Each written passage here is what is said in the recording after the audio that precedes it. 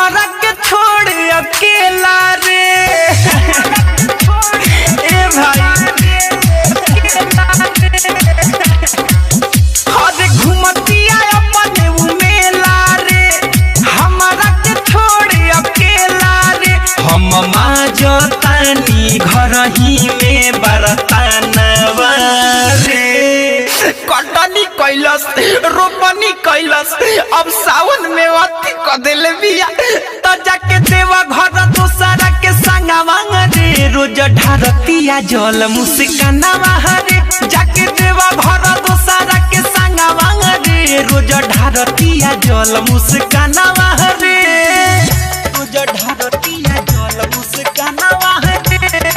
तनिक लागत नहीं ओकर डीजे विकास रीगा सीतामढ़ी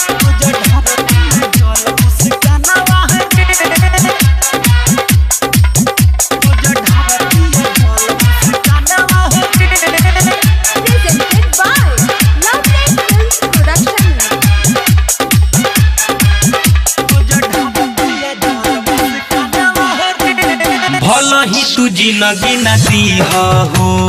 जवानो बाबू हो छीन ली हो ए परम बाबा ए शंकर भगवान एक कोड़िया बदाया करो अरे भल ही तू जिंदगी न दी हो जवानो बाबू हो छीन ली हो अगिला जन्म में हे भोले बाबा ऐसन में हरि न दी हो अपने से जो है तहे जाले रे बोले निता हम पे चिल्ला ले रे अब लेके मानी लागे मोर परानवा रे अरे मर्दे नइखे पटत्ता ब्रेकअप करला अरे साला ओकरा ब्रेकअप कोल जाला त जाके देवा घर दोसरा के संगवा रे रोज ढारतिया जल मुस्कानवा रे जाके देवा घर दोसरा के संगवा रे रोज ढारतिया जल मुस्कानवा रे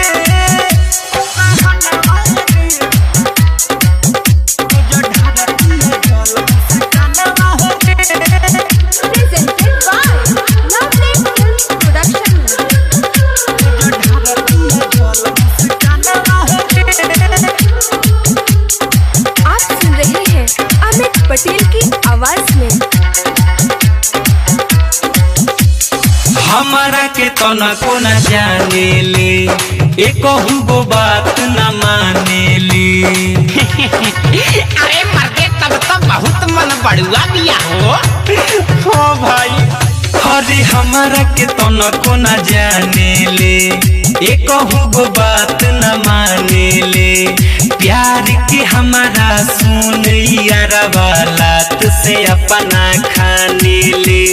कैसे के समझाई रे के कारा से दुख बताई रे नहीं पूरा भइल सोचल मोरा यारा मानवा रे दादा हो ये शंकर बाबा ओइसन मेहरारू कोनो कुकुरो के मत दीह त जाके देवा घर दोसरा के संगवा रे रोज ढारतिया जल मुस्कानवा रे जाके देवा घर दोसरा के संगवा रे रोज ढारतिया जल मुस्कानवा रे घूमतिया अपने उमेला रे हमारा के छोड़ अकेला रे हम माजतानी घर ही में बरतानवा रे अब जवन भाई तवन भाई जिंदगिया तो एकरे साथे नु काटे के बा त जाके देवा घर दोसरा के संगवा रे रोज ढारतिया जल मुस्कानवा रे जाके देवा घर दोसरा के संगवा रे रोज ढारतिया जल मुस्कानवा